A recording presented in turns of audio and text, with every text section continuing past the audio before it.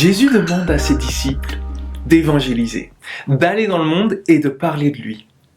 Mais peut-être que t'es comme moi et t'es pas très à l'aise avec cette idée. T'es pas très à l'aise parce que, en fait, de nos jours, le prosélytisme, ça a pas très bonne presse. D'aller dans le monde et de parler aux gens de religion, de leur dire ce qu'ils devraient croire, c'est pas trop à la mode. Alors regardons le message de Jésus et regardons ce que Jésus peut nous apprendre pour nous sortir de cette situation et nous montrer la beauté de la mission. Tu peux lire ce texte avec moi. Vous êtes le sel de la terre. Si le sel perd sa saveur, comment redeviendra-t-il du sel ? Il ne vaut plus rien. On le jette dehors et il est foulé aux pieds par les hommes. Vous êtes la lumière du monde. Une ville située sur une hauteur ne peut être cachée. Quand on allume une lampe, ce n'est pas pour la mettre sous le boisseau, mais sur son support, et elle brille pour tous ceux qui sont dans la maison. De même que votre lumière brille aux yeux des hommes, pour qu'en voyant vos bonnes actions, ils rendent gloire à votre Père qui est aux cieux. Je te propose de tirer 3 éléments du message de Jésus sur la mission. Qui est appelé en mission ? Quelle est la stratégie de la mission ? Et quel est le message de la mission ? Premièrement, regardons qui est appelé en mission. La semaine passée, on a regardé les béatitudes. Les béatitudes, c'est l'introduction à cet enseignement de Jésus. C'est l'introduction où Jésus décrit les valeurs de l'évangile. Il décrit le caractère de ceux qui vivent dans le royaume de Dieu. Et il nous montre donc qui sont ces gens qui sont appelés en mission.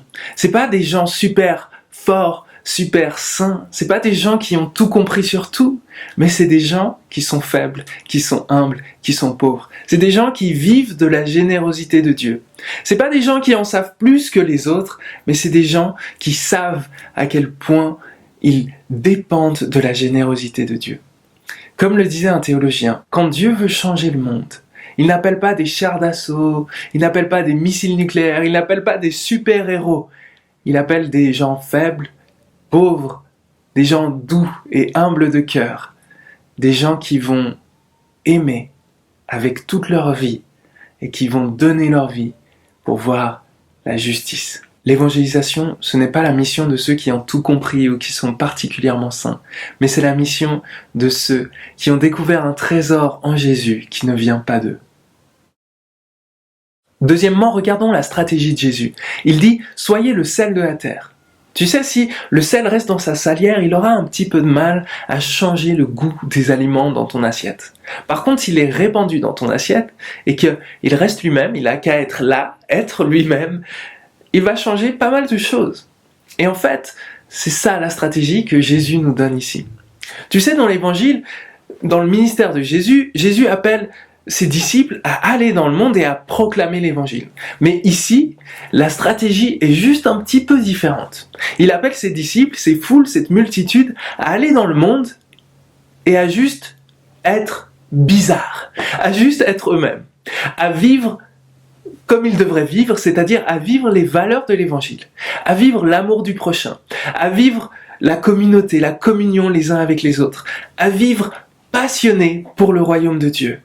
Et cette vie-là, cette vie avec cette joie, cette paix, cet amour, cette patience, le pardon, la persévérance, toutes ces choses-là, elles vont interpeller les gens.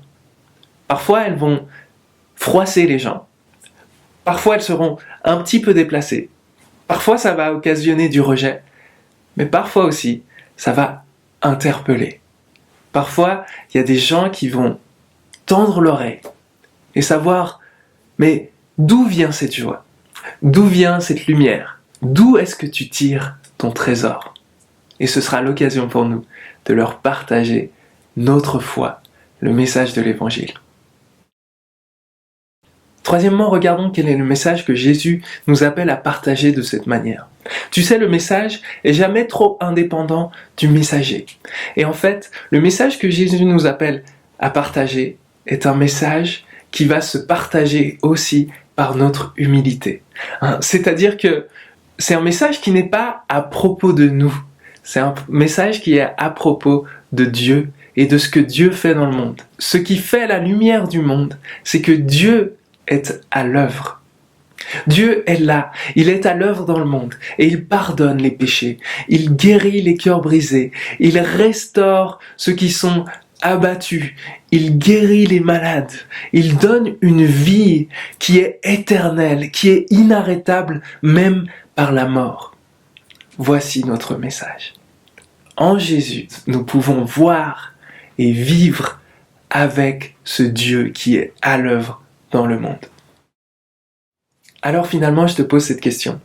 Est-ce que ta confiance en Jésus, ta foi, te rend bizarre aux yeux de ceux qui t'entourent? Ou est-ce que tu fais tout pour passer inaperçu? Jésus nous appelle.